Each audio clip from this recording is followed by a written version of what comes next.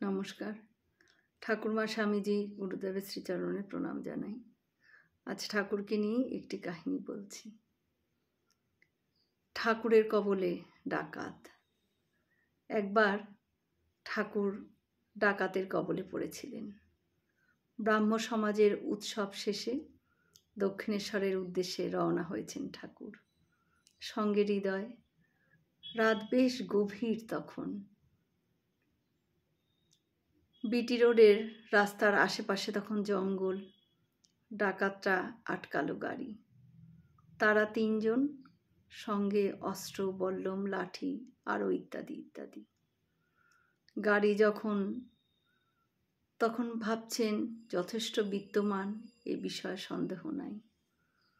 কিন্তু হায়, এরা তো অতি সাধারণ, এদের সঙ্গে কিচ্ছু নাই। তারা হতাশ এবং ক্রুদ্ধ। শ্রীরামকৃষ্ণ তাদের বুঝিয়ে বললেন, তোমরা দক্ষিণেশ্বরে এসো, তোমাদের পাওনা মিটিয়ে দেব। কোনো চালাকি নয় তো, তবে মানুষটিকে বিশ্বাস করতে ইচ্ছে হলো তাদের। সর্দার তারাকারার বললে, ঠিক আছে, তবে কোনো চালাকি যেন না করা হয়, তাহলে কিন্তু পার পাবে না তোমরা। কয়েকদিন পর কথা মতন তারাকারার দক্ষিণেশ্বরে এসে হাজির।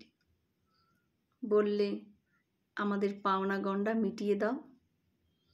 ঠাকুর বলছেন, এসো এসো, বসো, মায়ের প্রসাদ পাও, অবশ্যই দেব। রাতের কারবারি সে। ঠাকুরের ঘরে নানান লোকের আনাগোনা। ঠিক সুবিধের লাগলো না তাদের। হৃদয় হাজির। একটু থেকেই সে চম্পট দিল, কিন্তু সে ছাড়তে রাজি নয়। আবার একদিন সে দক্ষিণেশ্বর এলো। ঠাকুর তখন হৃদয় গলানো মধুর মাতৃগানে চতুর্দিক মাতোয়ারা করে তুলেছেন। সর্দারও মুগ্ধ হয়ে গেলেন। প্রসাদ ধারণ করে জল খেয়ে সে প্রস্থান করল।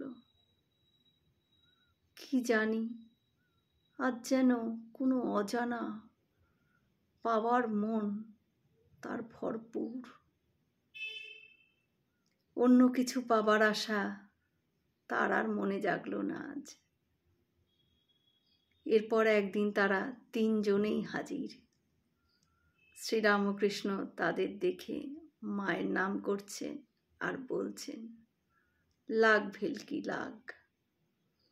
তা সত্যি সত্যি ভেলকি লেগে গেল। তারা শটান গিয়ে পড়ল ঠাকুরের পায়ে। বলতে লাগলেন, ঠাকুর, আমরা পাপী, চোর, ডাকাত, খুনি, আমাদের কি হবে ঠাকুর? শ্রীরামকৃষ্ণ তাদের সৎভাবে জীবনযাপনের কথা বলে অনেক অনেক আশীর্বাদ করে ফেরত পাঠালেন। এবারে তাদের পাওনা পূর্ণ হলো। সর্দার এক কাঠগোলায় চাকরি পেল। তার এক সাগরেদ হলো রানী রাসমণির বাড়ির পাইক, অপরটি হলো এক আস্তাবলের ঘোড়ার সহিস।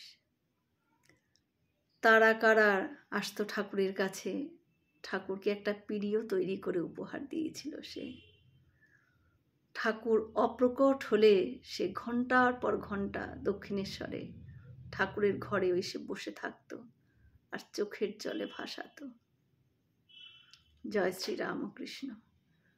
আমরা সকলে মিলে একসাথে বলি, জয় মহামাই কি জয়, জয় ভগবান শ্রী শ্রীরামকৃষ্ণদেব কি জয়, জয় স্বামীজি মহারাজজি কি জয়।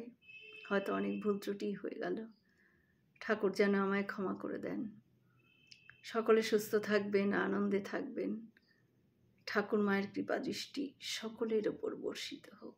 শুভরাত্রি।